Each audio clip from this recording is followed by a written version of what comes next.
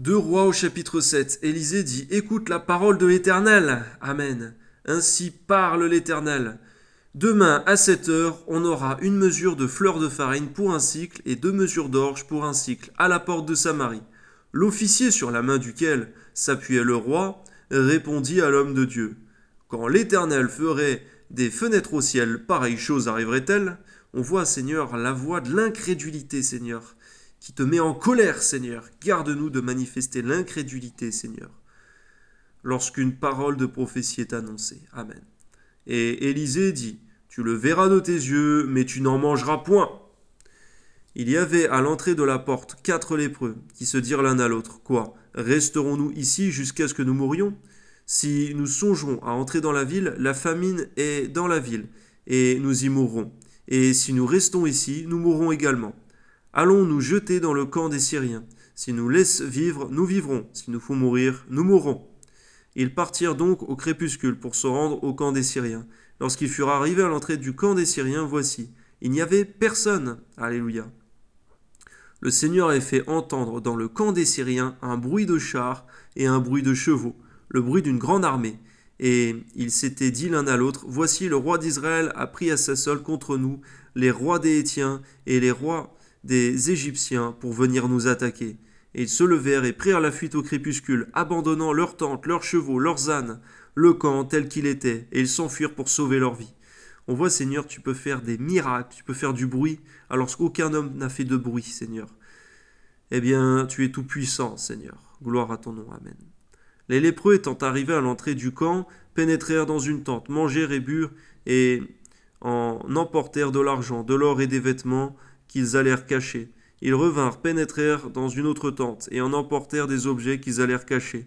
Puis se dirent l'un à l'autre, nous n'agissons pas bien, cette journée est une journée de bonnes nouvelles. Si nous gardons le silence, et si nous attendons jusqu'à la lumière du matin, le châtiment nous atteindra. Venez maintenant, et allons informer la maison du roi. Ils partirent et appelèrent les gardes de la porte de la ville, auxquels ils firent ce rapport.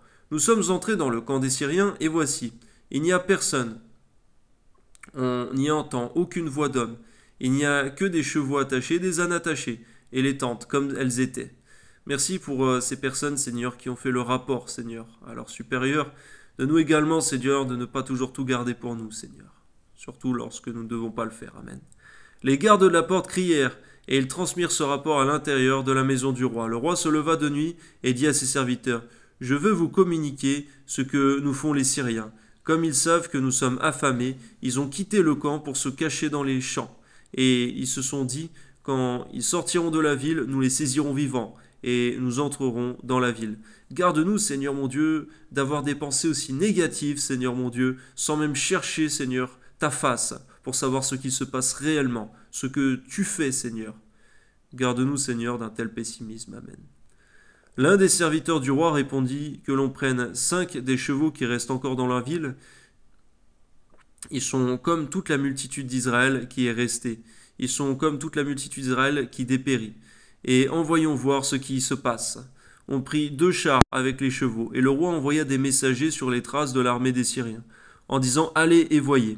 Ils allèrent après eux jusqu'au Jourdain, et voici, toute la route était pleine de vêtements et d'objets que les Syriens avaient jetés dans leur précipitation.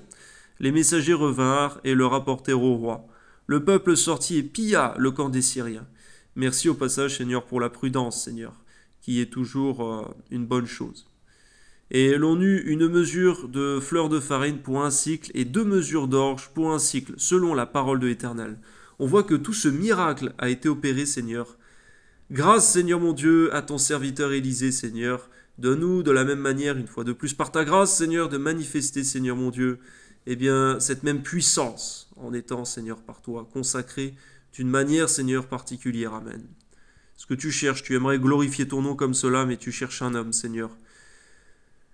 Avec qui, Seigneur, travailler, Seigneur. Alors, donne-nous par ta grâce de nous présenter devant toi comme des instruments, Seigneur, utiles entre tes mains. Amen. Le roi avait remis la garde de la porte à l'officier sur la main duquel il s'appuyait.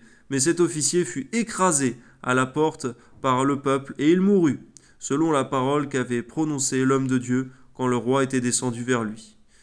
Oui, Seigneur, tu tiens à ta parole pour l'accomplir. Amen. L'homme de Dieu avait dit alors au roi, on aura 2 mesures d'orge pour un cycle et une mesure de fleur de farine pour un cycle, demain 7 heures, à la porte de Samarie, alléluia. Et l'officier avait répondu à l'homme de Dieu, quand l'Éternel ferait des fenêtres au ciel, pareille chose arriverait-elle? Et Élisée avait dit, tu le verras de tes yeux, mais tu n'en mangeras point. C'est en effet ce qui lui arriva, il fut écrasé à la porte par le peuple, et il mourut. Alléluia, Seigneur mon Dieu, parce que ta parole est puissante. Qui peut la contredire? Que ton nom soit glorifié, que jamais on ne contredise ta parole, mais qu'on puisse toujours, Seigneur mon Dieu, en être ton instrument, Seigneur mon Dieu, ou lui rendre gloire. Amen.